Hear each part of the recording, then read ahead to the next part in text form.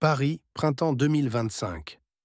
Dans les couloirs feutrés de la Cour des comptes, un rapport alarmant circule, jetant une ombre inquiétante sur l'avenir économique de la France.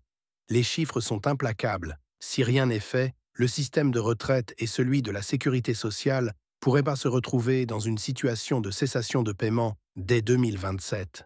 Ce scénario, autrefois impensable dans un pays où la protection sociale est un pilier de l'identité nationale, menace de bouleverser la vie de millions de Français. Comment en est-on arrivé là? Quelles sont les causes profondes de cette crise annoncée et quelles solutions pourraient être envisagées pour éviter le pire?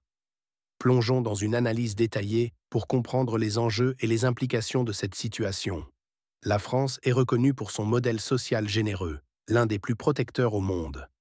En 2023, les dépenses totales de la sécurité sociale s'élevaient à environ 600 milliards d'euros, soit près de 25% du PIB national. Ce système finance non seulement les retraites, mais aussi l'assurance maladie, les allocations familiales, les indemnités chômage et d'autres prestations sociales.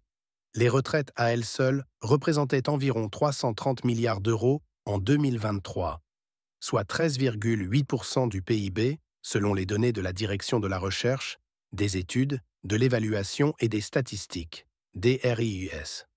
Ce modèle repose sur un principe de solidarité intergénérationnelle.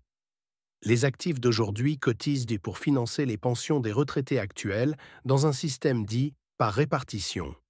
Cependant, ce modèle, conçu dans l'après-guerre dans un contexte de forte croissance économique et démographique, montre des signes d'essoufflement.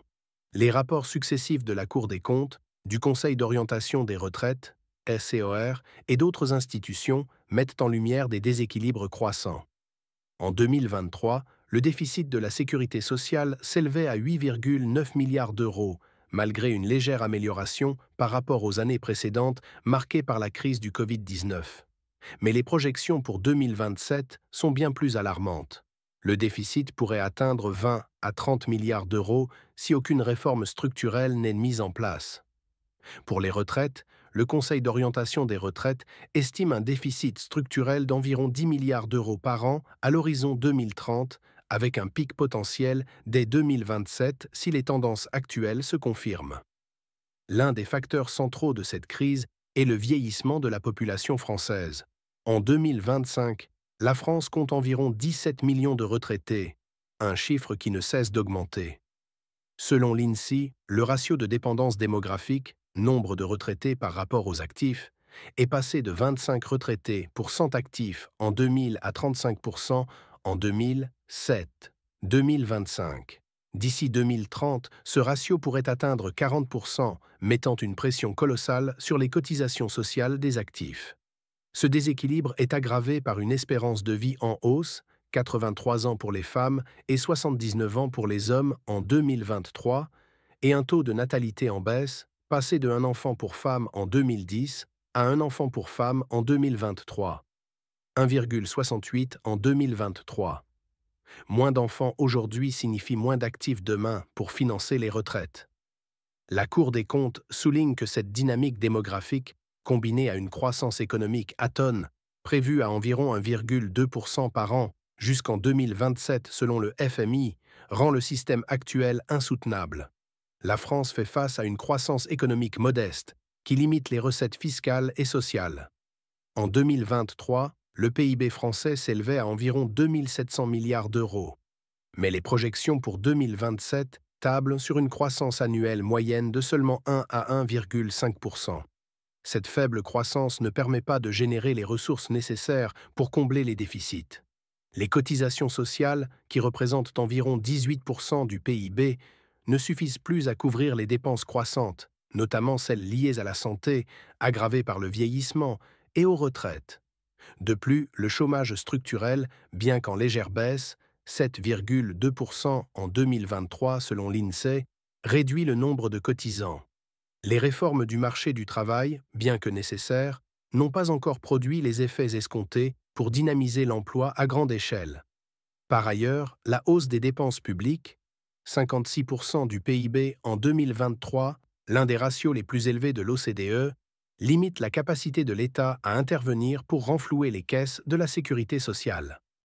Depuis les années 1990, plusieurs réformes des retraites ont tenté de redresser la barre. Allongement de la durée de cotisation, relèvement de l'âge légal de départ à la retraite, passé de 60 à 62 ans en 2010, puis à 64 ans en 2018, 2023, et ajustement des régimes spéciaux. Cependant, ces mesures ont souvent été perçues comme des palliatifs plutôt que des solutions structurelles. La réforme de 2023, qui a suscité de vives protestations, a permis d'économiser environ 8 milliards d'euros par an à l'horizon 2030, selon le gouvernement. Mais cela reste insuffisant face à l'ampleur des déficits prévus. Le système de retraite par points, envisagé sous la présidence d'Emmanuel Macron, mais abandonné en 2020 face à l'opposition sociale, aurait pu apporter une certaine flexibilité. Mais son absence laisse le système actuel vulnérable. Quant à la branche maladie de la sécurité sociale, les efforts pour contenir les dépenses, par exemple via la promotion des génériques ou la rationalisation des soins, n'ont pas suffi à compenser la hausse des coûts liés aux progrès médicaux et au vieillissement. Imaginons un instant l'année 2027. Les caisses de la sécurité sociale sont à sec. Les retraites, qui représentent une source de revenus essentielle pour 17 millions de Français, ne peuvent plus être versées à temps. Les hôpitaux publics, déjà sous tension, doivent rationner les soins faute de remboursement. Les allocations familiales et les indemnités chômage sont suspendues, plongeant des millions de foyers dans la précarité. Ce scénario, bien que fictif, n'est pas improbable selon la Cour des comptes. Dans son rapport de 2024, elle estime que sans réforme majeure, le déficit cumulé de la sécurité sociale pourrait atteindre 70 milliards d'euros d'ici 2030, avec une rupture de liquidité dès 2027. Les conséquences sociales seraient dramatiques.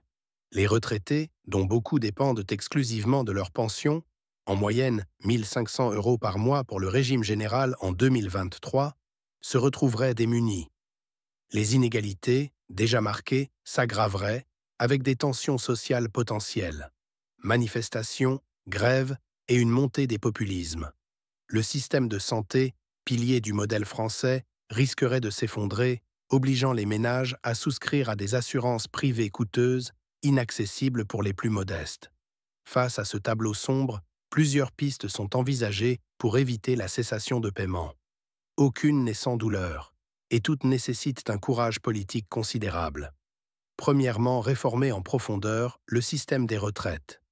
Une nouvelle réforme des retraites pourrait inclure un relèvement progressif de l'âge légal à 65 ou 66 ans, comme c'est le cas dans plusieurs pays européens, Allemagne, Pays-Bas.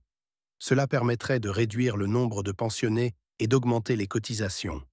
Selon le Conseil d'orientation des retraites, chaque année supplémentaire de travail pourrait réduire le déficit de 4 à 5 milliards d'euros par an. Une autre option serait d'indexer les pensions sur l'inflation de manière moins généreuse, bien que cela risque de pénaliser les retraités les plus modestes. 2.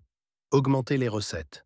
Augmenter les cotisations sociales ou élargir l'assiette de cotisation, par exemple en taxant davantage les revenus du capital, pourrait générer des ressources supplémentaires.